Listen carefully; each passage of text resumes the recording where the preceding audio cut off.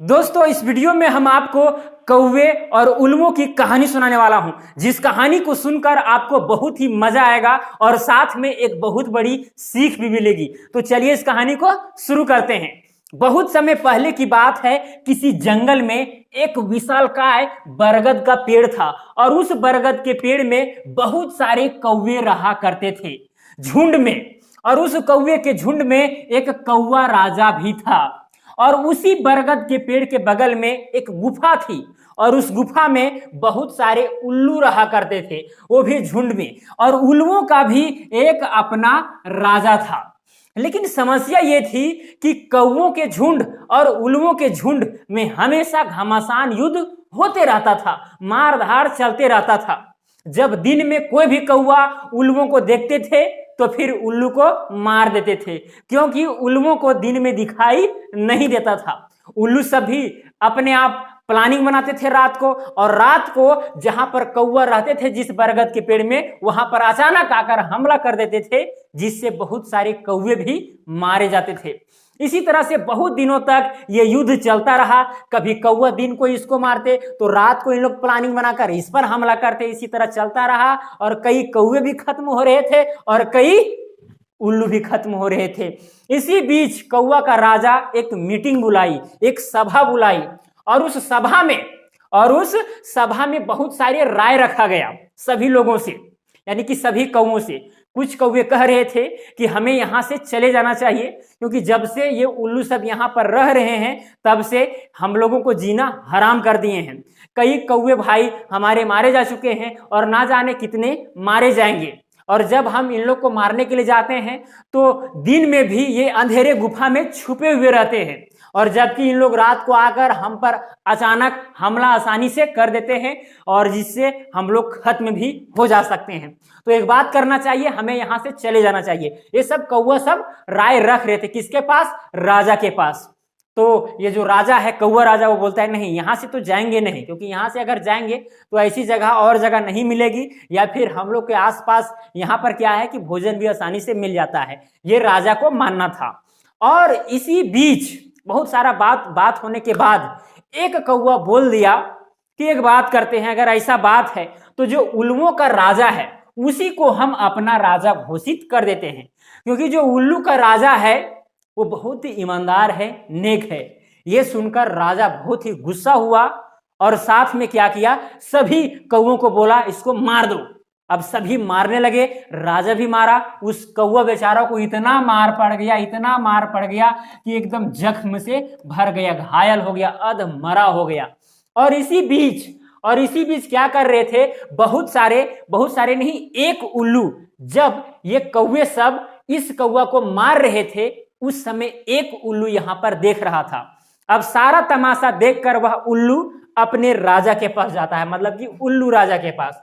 अब उल्लू राजा के पास आकर सारी समस्या ये बताता है। कौन? ये जो देखा था कि कौवा सब लड़ रहे हैं आपस में। इसने बताया कि महाराज, पता है आपको, कौवों के बीच में भी घमासान युद्ध चल रहा है।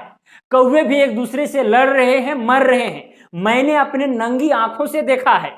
इसी समय एक अच्छा समय है कि हम उन लोग को अटैक करें, मार दें, रात को प्लानिंग बनाकर। ये कह रहा था किसको? राजा को। तो राजा ने हामी भर दी, बोला ठीक है, आज रात को प्लानिंग बनाते हैं। अगर कौवा के बीच में अगर ऐसा माहौल है तो चलो प्लानिंग बनाते हैं। अब प्लानिंग बनाकर क्या किया, ये उल्लू सब जो था अटैक करने के लिए रात को चला गया। कहां पर? बरगद के पेड़ पास। लेकिन वहां पर कोई भी कौवा मौजूद नहीं था। एक जो घायल कौवा था वहीं पर पड़ा हुआ था। देख सकते हैं यहाँ पर एक घायल कौवा पड़ा हुआ है, शायद आपको दिख नहीं रहा होगा। यही केवल घायल कौवा था, बाकी बात वहां पर कोई भी कौवे नहीं थे। अब यहाँ पर ये छटपटा रहा था, धड़फड़ा रहा था, कांव कांव हल्का हल्का कर रहा था, थोड़ा मोड़ा जाम था। राजा ने इसकी आवाज सुन ली। राजा इसके नजदीक गया, बोला कि क्या बात है, एक हाल तुम्हारा किसने किया? तो इसने कहा कि महाराज क्या बताऊं, मेरे कौवे भाई जितने भी थे और राजा थे हमको बहुत ही मारा, इसलिए क्योंकि हमने केवल वहां पर एक बात रखी थी सभा में कि हम आपको राजा मान लें। तो ये राजा थोड़ा अपने आप में गर्व महसूस किया, बोला ऐसा बात है, और मार दिया।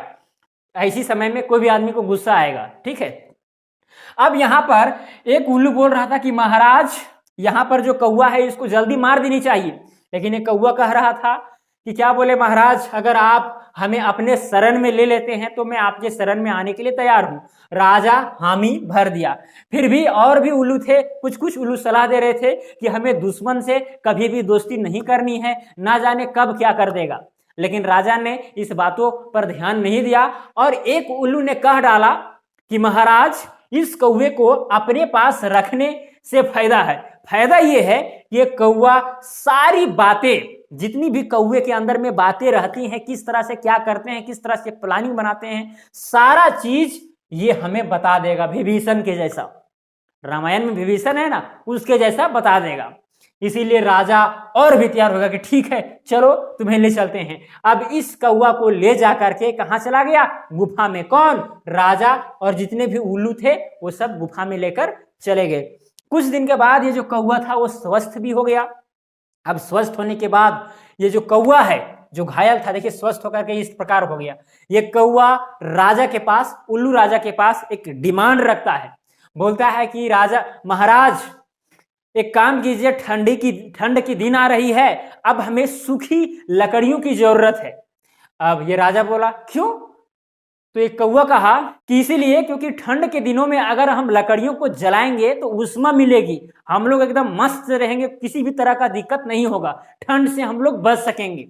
तो महाराज जी ने आदेश दे दिया कि ठीक है जाओ सूखी लकड़ियों को जमा करो। अब ये कौवा सूखी लकड़ियों को जमा करने के लिए चल दिया और एक एक करके लकड़ियां लाना प्रारंभ किया। दिन भर में 15, 20, 50, 100 लकड़ियां लाता था। इसी तरह करते करते 10-15 दिन में जो गुफा की मतलब कि यहाँ पर जो द्वार था उसको क्या किया? बंद कर दिया। क्या चीज से? सूखी लकड़ियों से।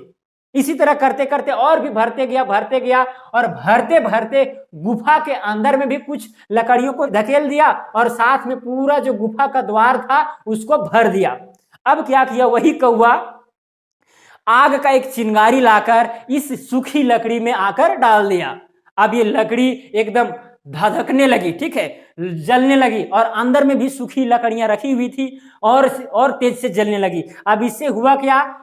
जो गुफा में उल्लू सो रहे थे सभी उल्लू मर गए। देख सकते हैं यहाँ पर चित्र किस प्रकार से मर जाते हैं, सभी उल्लू मर जाते हैं। अब वो कौवा जो है बाहर में एकदम आराम से रहता है और उसी बीच जो कौवा राजा वहां पर रात को मौजूद नहीं था, उस बरगद के पेड़ पर सभी मिलकर आते हैं और इस कौवा की तारीफ करने लगते हैं। ये कौवा कहता है सभी कौवों से कि तुम लोग क्या सोच रहे हो कि ये मूर्ख, यानी कि ये जो हमको बदनाम कर रहा था, दूसरा राजा चुनना रहा था, आज कैसे सुधर गया, ये तुम लोग सोच रहे हो? ऐसी कोई बात नहीं है, ये पहले भी वफादार था और अब भी वफादार है। इसीलिए इसे हम अपने चरण में रखेंगे और हम लोग अब ऐसे यहाँ पर इस बरगद के पेड़ में रखेंगे। तो कहानी यहीं पर समाप्त होती है, लेकिन इससे जो सीख मिलती है वो आपको जानना जरूरी है। मजा तो आया ही होगा, लेकिन सीख को भी आपको जानना है। इस कहानी से हमें यह शिक्षा मिलती है कि अगर हम बुद्धि से काम ले तो कोई भी चीज को हम हासिल कर सकते हैं, कोई भी चीज को हम हासिल कर सकते हैं। केवल ताकत से किसी भी चीज को आंका नहीं जाता है, बुद्धि से भी काम लेनी चाहिए। बहुत बड़ी बड़ी काम भी एकदम सरल तरीका से हो जाती है। और भी बहुत सारे फैक्टर हैं यहाँ पर सीखने का, वो आप सीख सकते हैं। कभी भी दुश्मन को हमें अपने हैंड में नहीं लेना चाहिए, अगर लेना चाहिए तो साथ में सतर्कता भी बरतनी चाहिए, क्योंकि दुश्मन कब ना जाने कब क्या कर देगा इसका कोई गारंटी नहीं है। तो अगर आप दुश्मन को अपने हाथ में ले रहे हैं, अपने पास रख रहे हैं, तो आप भी सतर्क होके रहें, क्योंकि वो कभी भी किसी भी तरह से आप पर वार कर सकता है।